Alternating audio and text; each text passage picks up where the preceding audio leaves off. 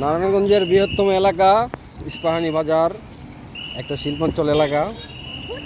এখানে হাজারো মানুষ অফিসে যাতায়াত, গার্মেন্টস, পথচারী, অনেক কিছু আছে এখানে। পথচারীদের অনেক প্রবলেম হয়। তো দেখেন এই যে গাড়িগুলো ফাইসে গেছে।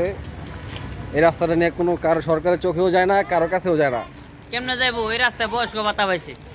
আচ্ছা, এই দেখেন অবস্থা। গাড়ি অলরেডি দুইটা ফাইসে গেছে। বৃষ্টি আসলে মানুষের অনেক প্রবলেম হয়। এই রাস্তা জন্মের পর এরকম দেখতাছি। ইনশাল্লাহ আশাবাদী আমরা, এটা নারায়ণগঞ্জের ইস্পাহানি বাজার, মদনপুর রোড, আর এই বরাবর তৃতীয় শীতলক্ষার রোড।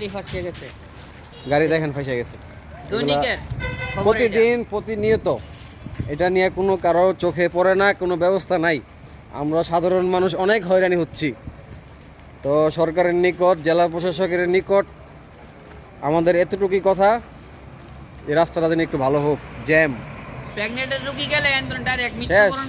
কোনো উপায় নাই, যাওয়ার রাস্তাই নেই এখান দিয়া, গাড়ি আসেই না। এই হাইটা কাজকর্মে যাওয়া লাগে। বয়স্ক ভাতা পাইছে রাস্তায়, বয়স্ক ভাতা।